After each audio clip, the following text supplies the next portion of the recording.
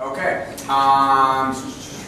If you use reduction to the absurd, then make sure in your subtitle you're speaking to the desired end result. Because 1 Minute Millionaire has a subtitle like they need to know what they're actually getting, as opposed to just, what does the 4-hour work week really mean? What is this about? Am I supposed to quit my job? You've got to actually finish the hook. 15 to 20% will go from your book to the offer in the book. So this is why it should be right in the front of the book. So Amazon Read, look inside, will show it. Now we're going to go through the 14-day launch process. The 14 days to launch your book. So you're going to enroll your book in something called KDP Select. Koala, well actually it's called Kindle Direct Publishing, KDP. KDP allows you to give your book away for free for 5 days, every 90 days. The reason why you want to give your book away for free, and this is the Kindle version of your book, not the physical hard copy. The reason why you want to give your book away for free is to boost your sales rank on Amazon. Because once books start getting a higher sales rank in Amazon, the more sales you get and free sales count, the more Amazon will promote your book for you to keep it up there. So, you should statistically start your 5-day giveaway on a Saturday, but you are going to do a whole bunch of stuff before that to get ready. You are going to have your price 5 days before be 99 cents. And I'm going to show you why you're going to jack your price up the day before. And you need 5 friendly reviews. Amazon won't promote your book unless you have at least 5 people review it. They need to give you 5 good reviews. So saying it sucks doesn't help you. So, there's 22 people in this room. Review each other's books, please. Tell each other, hey, review my book, I'll review your book. Because if you have 5 people who all have the same last name as you review your book, Amazon has sort of caught on to that one. You are going to join forums and Facebook groups in your niche. So there are tons of forums where financial advisors talk to each other. There are tons of sales training forums. So if you go into Google and put your keyword in the word forum after it, or user group and your word sales training group, sales training forum, you will find all of these websites where people talk to each other. You're going to sign up for these because you're going to post your book there. You're going to go into the Facebook search bar and find sales training Facebook groups because there will be tons of them. And these are all people who are theoretically good prospects for your book. Does that make sense? Okay. There are tons of sites that give away free Kindle books just to get more sales rank on Amazon. So there's Pixel of Ink, free digital reads, e-reader news today. There's tons of, you can even Google free Kindle sites and you'll find tons of them. You're going to post your book here because they will read it, and then your rank goes up because it's free, and they will write you reviews. So you want to, while your book is free for those 5 days, get as many people to download it for free as possible, because then your rank on Amazon will be higher, Amazon will keep it there, and then when it's not free, all those people will pay you money. You also want to look in like e-zine directories, type in your keyword and then e-zine, type in your keyword and then newsletter, type in your keyword and then blog, and find all of these places where your theoretical ideal customers are going so you can sell them your book. Those Facebook pages that you liked because they had communities of your ideal customer in them, you're going to run Facebook ads in front of them promoting your book. But you're not going to start the ads right away because you're going to sell your book when it actually costs money. The posting you're doing is to get people to get your book for free. The paid advertising you're going to do is to actually sell it. Did you get the difference? Yes. Okay. 24 hours before your launch, you raise your price to $9.95. This is the most you can charge for a Kindle book and still get a 70% royalty. The reason why you're raising it to $9.95 right before it's free is because it has greater perceived value. They see free book that was $9.95. So it looks better than free book that was 99 cents. You are going to post your free promotion that my book is free for the next 5 days to all of those forums and pages and user groups between 8 p.m. and midnight the night before. And your list. Yes, and your list, of course. Yes. Do you do this, or do you have somebody else do it for you? That depends on the check you want to write. If you want to do it yourself, you certainly could, but there's a chapter in my book called Why You Shouldn't Do It Yourself. Yes. During your 5 free days, you're going to post like on Facebook 4 times a day. Twice in the morning and twice at night, offering get a free copy of my book. Then after your free promotion is over, you drop your price to 99 cents for a week.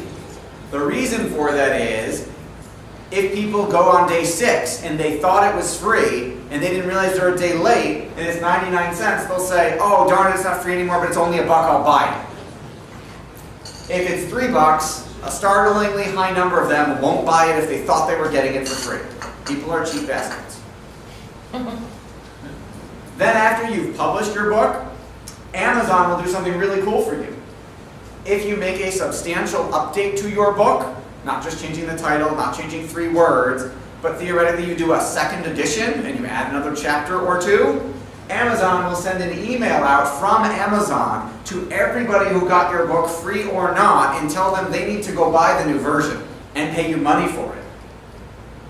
And Amazon's email deliverability, we all get emails from Amazon saying come buy something, it's like 100%. That? Yes. This is all virtual online, you're not printing a physical copy of your book, No, this is all Kindle. Okay, so with mine I also need a physical copy. Would this be doable through something like CreateSpace or yes. something like that? That's yes, so for those, so after you have your Kindle book, like if you speak or you're meeting with customers or potential customers, you want a physical copy of your book that you could either hand somebody or they could buy on your website, or you could mail to them when they request information and they go, oh my God, I can't believe you wrote the book. So Amazon has a print-on-demand service called CreateSpace. It is free to sign up for. And if you have your Kindle book, you pretty much are ready to go. And you just need a spine and a back cover. Because Kindle books don't have backs, because they're virtual. So you get a back cover, you get a spine, and an ISBN number, which is free from the government, your tax dollars at work. Yeah. And they will physically print you 1 book at a time, or as many as you want. So, yes, you can we use Amazon to physically publish our books as well. Do you use the CreateSpace? I use CreateSpace. It's pretty affordable, it's like $200 setup and then That's if you want them to do the graphic design of your book. You know what, I couldn't get around that. I guess they You can get around, okay, so CreateSpace Amazon will try and make money off of you. And they will charge you $300 to do the layout in the CreateSpace format. You can do this yourself or hire a firm to do this, not for $300. You can do it for free, or you can pay somebody a very small sum of money. I mean, you could even, God forbid, God help you, go on Fiverr.com and give someone $5 to do it. It won't look as good as if you pay somebody else, but you could get it done for $5. So you do not have to take the Amazon $300 option. You have to go down and scroll over to get past it, and they try and make it that you think you have to do it, but you don't. Yes? What about testimonials in the book or other authors reviewing the book? Yes, so that's a good question, thank you for bringing that up. So for example, on the back cover of my physical book, I've got testimonials of people endorsing my book, just like you would have in a real bookstore book. And then, so I have table of contents, my irresistible free offer, which is a 14-day free trial of one of our programs. And then after that, I've got 4 pages of testimonials. Some are for us, some are for the book itself. So yes, absolutely, because you want to think of it like this. Your book is ultimately the sales letter for your product or service. The whole goal of getting them the book is so they go, oh my God, I got to hire this person. So you don't want to write it like a normal book. Like for example, Jim Collins' Good to Great, which is a phenomenal book that we've recommended people in this group read in other months. And Good to Great is a phenomenal book, but there's no call to action at the end of it. It's like if you want to book Jim for consulting at $8 million an hour or have him speak at your event, call the publisher, which is a lousy call to action. But if you sell 5 million copies, I guess you can have a lousy call to action because you don't care anymore. But we're not going to sell 5 million copies. So we need a really good call to action to get people to go in both like the 3rd page of the book and at the end to go, oh my God, I got to hire you, I need a consultation, I need a mobile app, I need something. So yes, you absolutely need an offer in there. Otherwise there's no point, there's less point in doing the books. Does that somehow answer your question? Yes. Okay. Yes, and if you'd like me to review your book, I'd be happy to. So next up, this was a session that Dan did, and this was on place strategy. What place are you selling? Where are you selling? So for example, where you sell impacts how much you can sell for.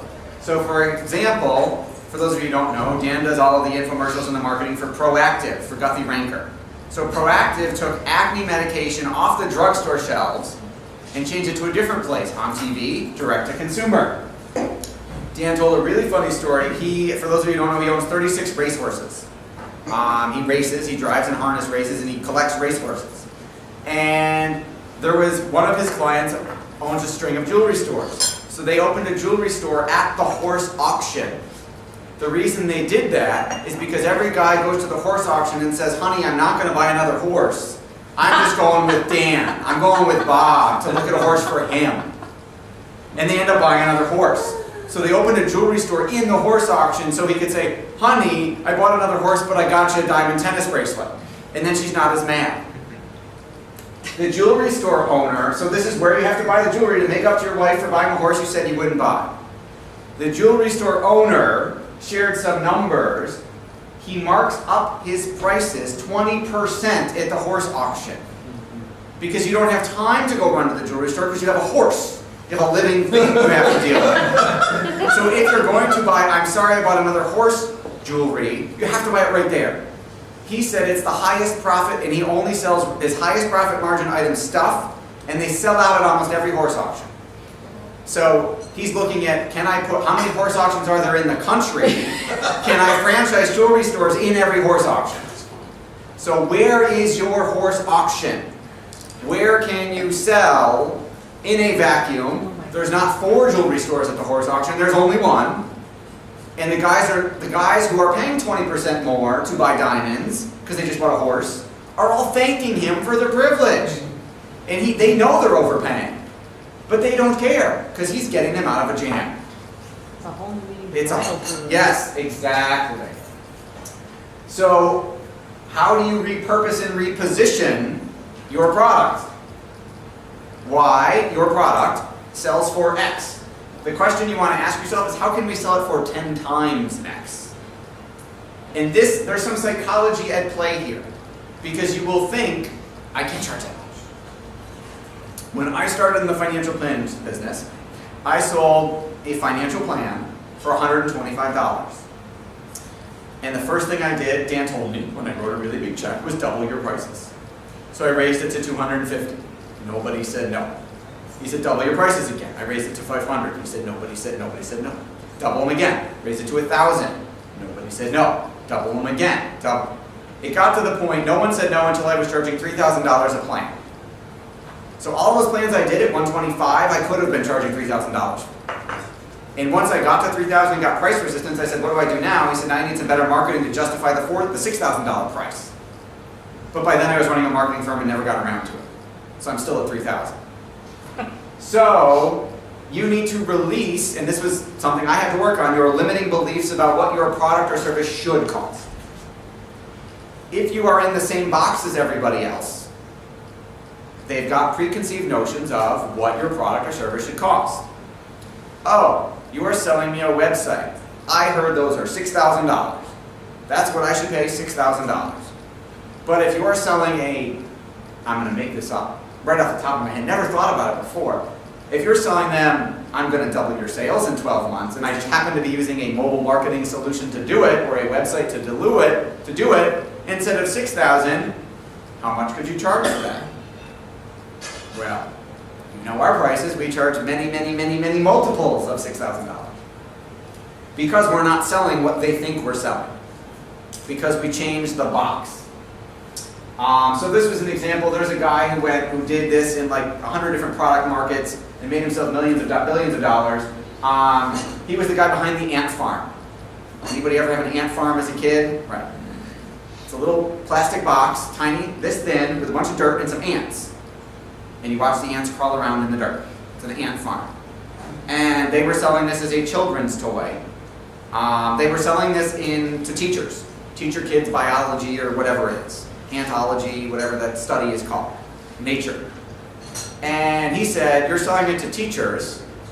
First of all, let's turn it into a toy, because there's only so many classrooms in the country we can sell this to. But there's an unlimited number of kids' bedrooms we can put this in. So instead of selling them one at a time to schools, one per classroom, he was selling it to Toys R Us, $5,500 at a pop. Because he repositioned what it was. It wasn't this educational, boring device anymore, it was a toy.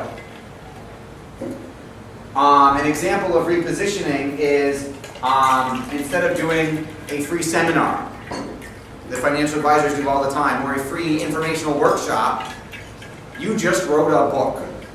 So now, we've tested this, it works a whole lot better, free evening with the author.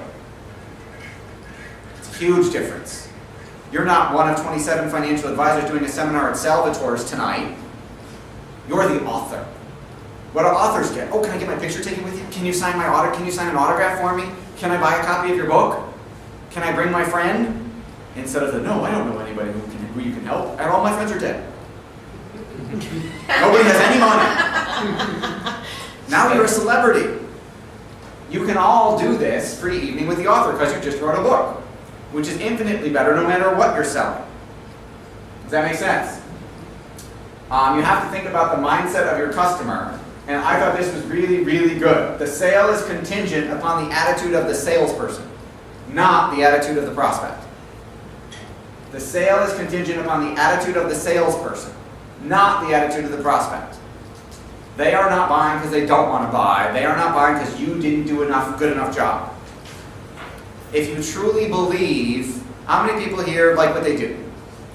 I'll hopefully return. Okay, how many of you believe in what you do? How many believe you help people? Okay, so you have a moral obligation to do everything humanly possible to make them take your product or service. And if you're not, it's your fault that their life sucks and isn't as good as it could be with you in it. Does that make sense? Okay. There was an orthodontist. He was he came in second for Market of the Year, but I won't hold that against him. He beat me. But he did this. He reframed braces or Invisalign. He realized that the biggest concern parents had was that they were going to have to miss work to come to school, come to the orthodontist with their kid. So he started marketing braces or Invisalign without missing work or school. Your kid won't miss school and you won't miss work. Instead of selling Invisalign, he's selling a membership in his dental practice. He's selling membership in a dental practice. How do you do that? I'm getting there. So he's got 4 levels of ascension. I will make up the titles because I don't remember, but silver, gold, platinum, and VIP. His top level for his membership sells for $35,000 a year. He's not doing anything more than my dentist does twice a year. It's how he positioned it. So for example, they no longer ask, do you want your veneers done? They say, what level of membership do you want in our program? That's their closing question. Which level of membership would you prefer? It's a lot better question than, so can we get started on those braces today? So his office looks like a hotel lobby. Marble floors, pillars, granite countertops, like it is, you don't have to do this, but it's gorgeous. He said, we made it so it's like going to a spa, because people are afraid of the dentist. Someone is always with you no matter where you are. You're never sitting in a waiting room by yourself. Someone's sitting next to you talking to you about what's going to happen. So they never leave people alone to worry. And he also does one heck of a client appreciation event for the doctors who refer him patients. Membership level 1 might be you get your 2 cleanings a year. Normal dental.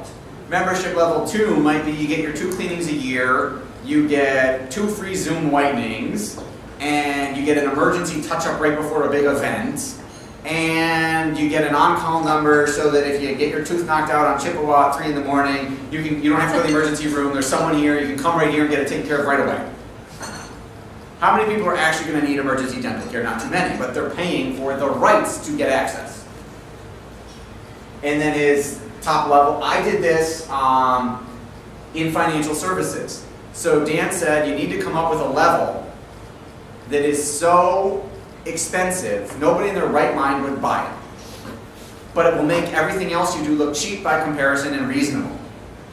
So I created the Silver Spoon Millionaires Club, where we charge the most allowed by law as a fee, as a percentage of assets under management, plus an upfront fee.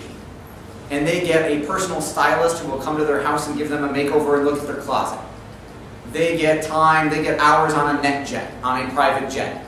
They get all this amazingly cool stuff that has nothing to do with money. And I created it, sent it to compliance, started marketing it, and 30 days, and then my resistance to my lower price normal levels went down, because they thought it was reasonable by comparison. And then I had someone call and say, I want that. I said, you want what? He said, I'd like to join your Millionaires Club. That sounds really cool. I said, okay, well, we'll send you the application. I called Dan. I said, Dan, I need an application. And what the hell do I do now? And he said, well, smart ass, you better come up with a really good, fast way to fulfill all of that stuff. And I said, isn't that what I'm paying you for? He said, oh, all right, all right. So, you might be surprised, people might actually buy it. But having it makes everything else look more reasonable. Does that make sense? Okay, Barbara Corcoran from Shark Tank was the keynote speaker. She was awesome. Some of the things I thought that were really resonated with me. The best moments of your life are in the action, in the doing of something, not sitting on the couch watching TV eating potato chips. She said the people that she meets, that she buys into on Shark Tank that do really well are people who have an inability to feel sorry for themselves. You cannot sit and feel sorry for yourself and be successful. You can either make excuses or you can make money. You can't do both at the same time.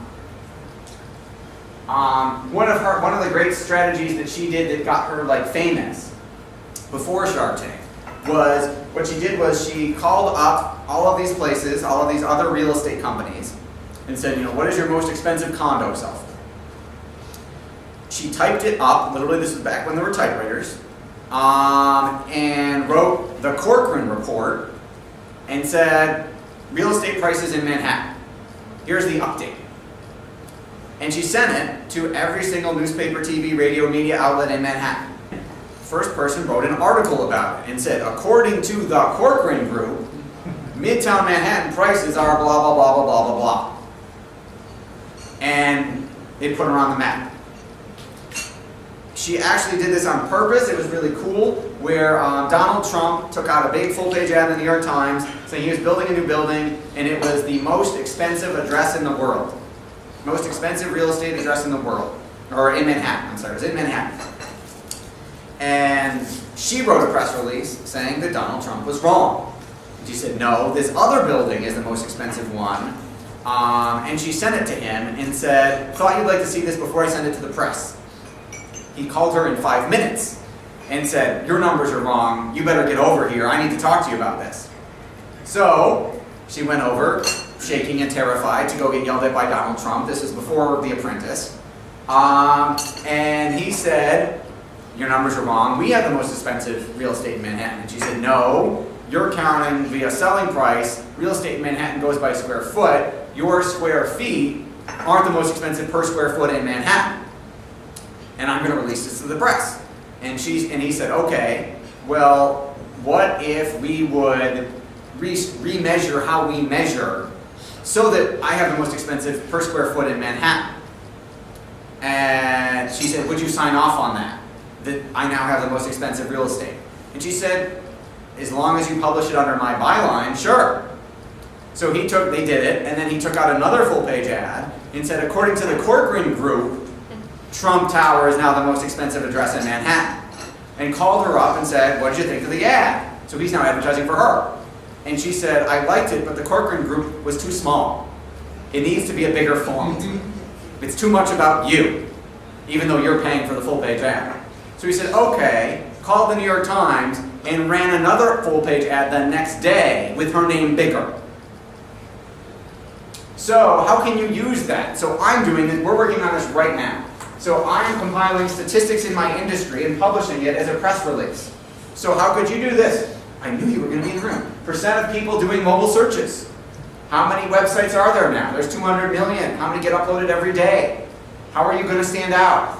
How many sales training? What percentage of salespeople fail in the first 5 years? And it's because they don't have your system. So there is your PR, and you keep pushing it out with updated new statistics that come out every week, and then all of a sudden you're the expert they're interviewing.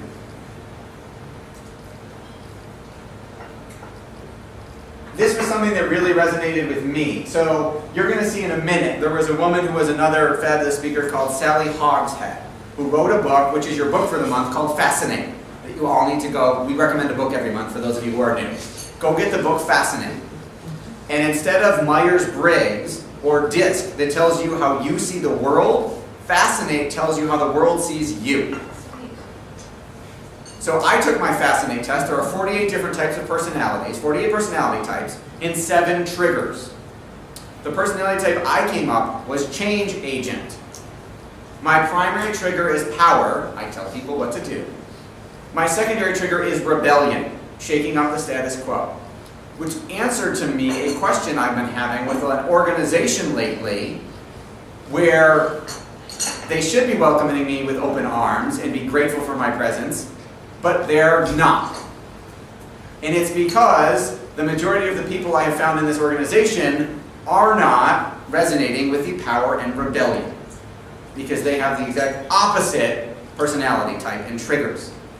So the Fascinate system shows you how the world sees you and then shows you how to communicate to the world in such a way that you get more business. So the thing that Barbara said that really worked for me was the more powerful you are, the more likely you will attract people who just want to make you feel good. This is why Mike Tyson paid somebody $50,000 a year to walk around behind him saying, "You the man, Mike," all day long.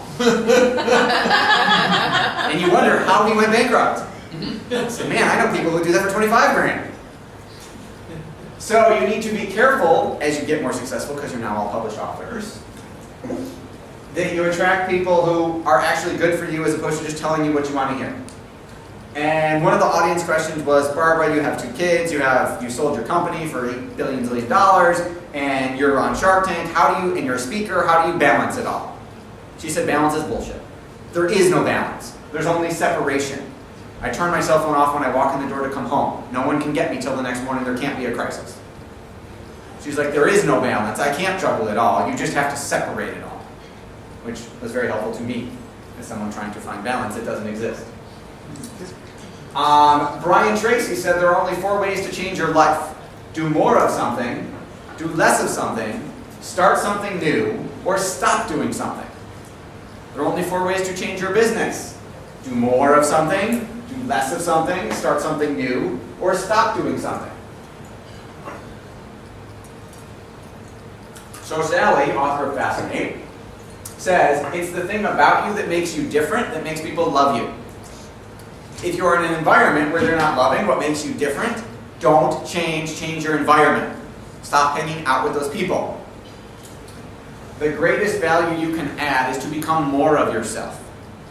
Not less, not smaller, not hiding in a corner, not saying, oh, please like me and do business with me. Be more of who you are. You need to have opinions of authority. So you need to take a definitive stand somewhere. You can't be, well, this might work for your business. I'm not sure.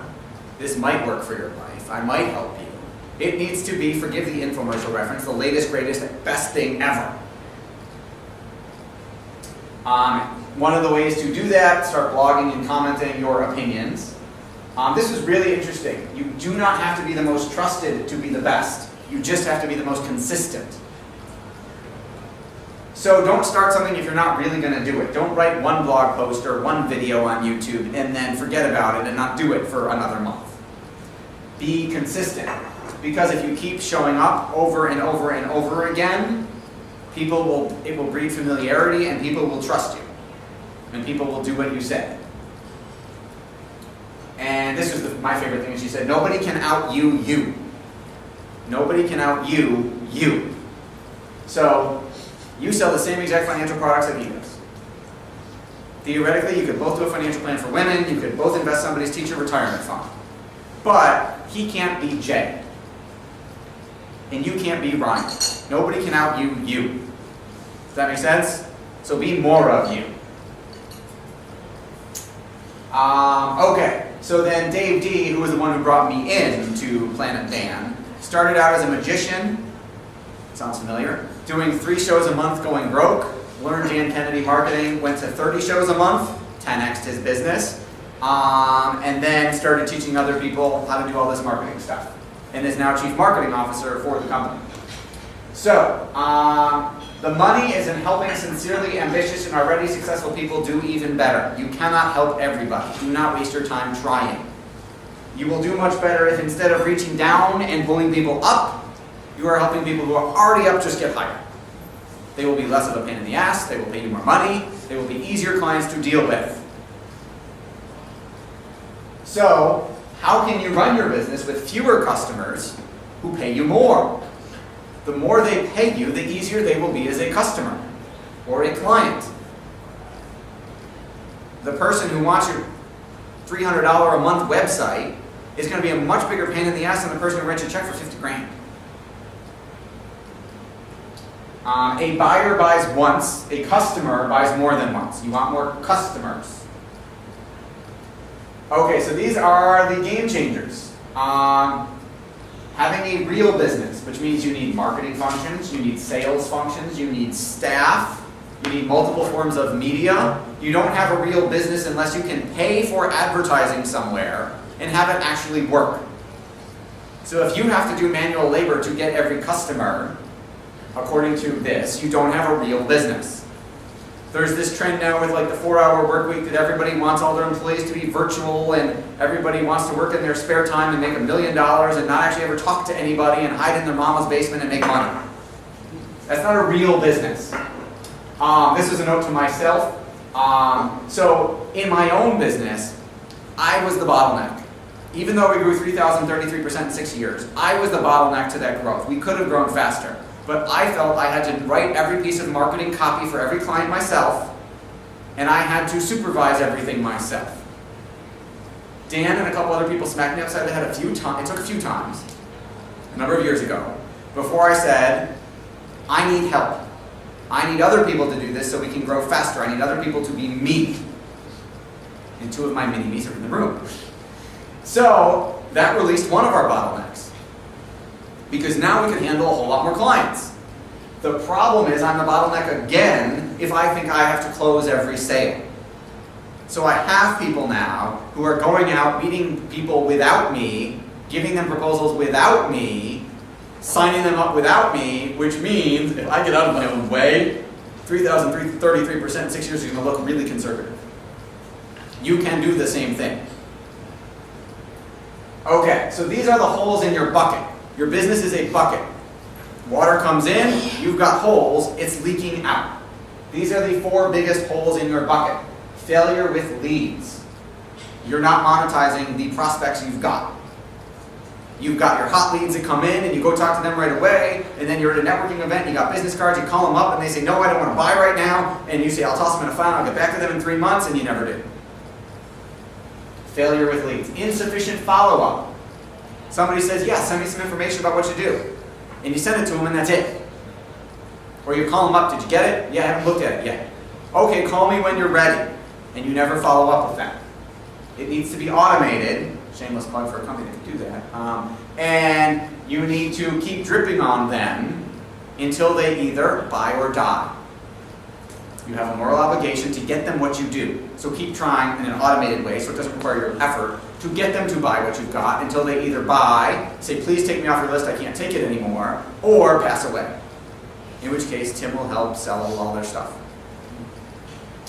Not changing your offer. You need more than one offer. You can't just say, well, you could, but you shouldn't. Here's what we've got. And they say, okay, that's not for me. Okay, bye. No. It's, okay, here's what else we got. In the marketing world, it's an upsell, it's a downsell, it's a cross-sell. It's, do you want fries with that? What are your fries? If they can do it at $8 an hour, you can do it. Or it's a downsell. Oh, you didn't want the hardcover $24.95 version of my book? How about the Kindle for $2.99? You're not ready for my $50,000 coaching program? How about $25,000? You have to get them consuming something so that you can get them to consume what they really should later. And failure to monetize the unconverted. So the people who don't buy, You can still make money from non-buyers. You could sell them to another company. So for example, we have a list that we built for my marketing and financial services of 200,000 financial advisors across the country. It started at 600,000. It's down to 200,000. One, because we had a market crash in 07 and a bunch of people got out of business. And two, because they were lousy email addresses, incorrect information. So we've got 200,000 financial advisors, clean email addresses, snail mail addresses, phone numbers, years in the business, and how much money they made last year. And we can sort. I want all the guys in Texas who did over $1 million, etc. So now we email those people all the time, selling them our stuff. But they don't all want my stuff. Some of them are repelled by power and rebellion. Some of them just don't want stuff. So how do I monetize that? Well, we're the gateway. We've got a list of financial advisors that's clean and sortable. So 6 financial services companies like Morgan Stanley, Merrill Lynch pay us to mail our list on their behalf. Morgan Stanley says, go send an email out to these 200,000 financial advisors telling them why they should be with Morgan Stanley instead of Merrill Lynch. So we have 6 companies that pay us to do recruiting, not knowing they're all paying to blast the same list, going, hey, switch from my firm to your firm, switch from your firm to my firm. But, so all of those people on my list who haven't bought anything from us, which is hundreds of thousands obviously, I'm still making money off them because other people are paying me to access that list. So I am monetizing the unconverted. I have other people who sell stuff to financial advisors who are paying and saying, hey, can you mail to our list, get them to sell our mutual fund to their clients. Monetize your unconverted, you've all got them, even if it's a stack of 300 business cards with a rubber band around it in a box in your basement, you can sell them, you can either reconvert them, or you can do a joint venture or partnership with someone else who they might resonate with better. Does that make sense? If you're not doing it, you're leaving a ton of money on the table, and we'd be happy to help you find it.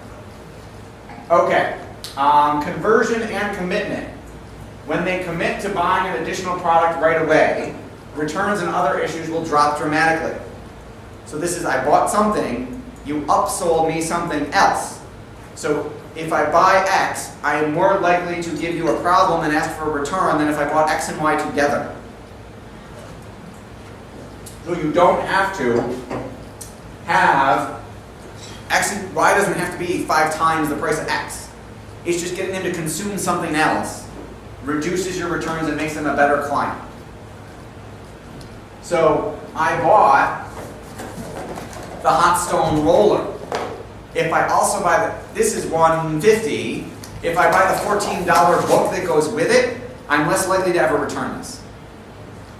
And then if I bought what else goes with the hot stone roller and the book, what if I bought a special Pat endorsed mat to lay out on the floor while my husband rolls me with the hot stone roller? What if I bought, it's interesting you said that. What if I bought the special hot stone roller lotion? Oh, this is Butcher Block conditioner. He's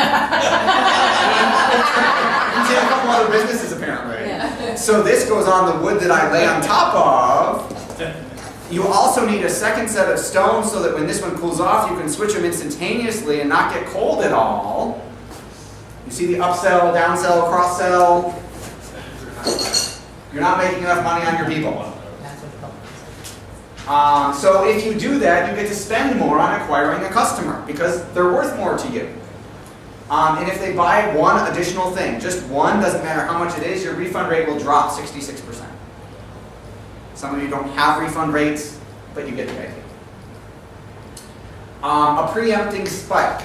So this is if there are people who are in your customers and at a certain point they're going to stop being customers. They're going to drop off and not buy any more from you. And you can analyze these numbers statistically and find out on day 61, they stop buying mobile ads from me, or whatever it is. Hit them right before then and preempt them dropping off. That's a preemptive spike. So for example, Agora, which is the largest financial newsletter publisher in the company, and is really smart, and I get 6 of their newsletters just to watch their marketing. They were the guys behind the End of America media campaign you may have seen last year. So they know I got something from them. Even though I wasn't going to drop, statistically it shows that on day whatever I'm most likely to. They sent me something saying, first they sent you one going, how'd you like to renew your newsletter for 2 more years? I'm like, I bought it 2 months ago. I don't need to renew yet. Magazines do this. You just subscribed to Forbes. Would you like to renew? It's been 2 days. They do it because it works. So after I got the would you like to renew your subscription even though you just got it, 30 days later I got a how would you like a lifetime subscription forever? How would you like to renew your subscription now for one easy payment of $5,000 and it will cover you as long as you live? So they were trying to preempt a spike when I'm statistically likely to drop off by hooking me for life. So some of these that might apply to people in the room, tax season. You've got people who are looking at their taxes if you're a financial planner and going, oh, how much should I pay in taxes? Shouldn't they have helped me with that? Or my accountant should have helped me. I'm pissed off at how much I paid in taxes. I may leave next year. Get them right before.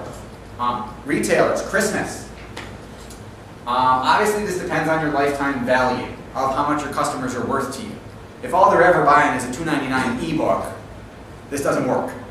They need to, you obviously have to be selling them other stuff. So you should be willing to spend as much to save the customer as you would to acquire them in the first place. Because it's 5 times more expensive to go get a new customer as it is to keep an existing customer happy. So this is why you can't let anybody fall through the cracks. And why theoretically you might want an automated system that might take care of that for you. A first-time buyer is not committed yet. The conversion comes when they go from buyer who has bought once to customer who has bought more than once to a relationship. It's funny, I flew in to Orlando, I was checking into the hotel, and I came in the day before because I didn't want to worry about getting delayed or having to take a flight at 4 a.m. And there was a diamond reception the night before for people who came in the night before who would spend a certain amount of money with Dan, who all got to hang out together and pitch to each other. And there were people who were coming up to me in the lobby of the hotel. Oh my God, I know who you are. How's Max, my son? How's Ella? How's baby Lily doing? And I'm like, wow, some of those 50,000 views we have on YouTube are real people who actually pay attention. That's a relationship. I had a guy from ADP in Iowa asked to book me on a speaking engagement, which my wife is going to be pissed at me for, but I go away again. And he said, I feel like I know you already. I've watched 27 of your videos on YouTube. That's what you want, a virtual relationship.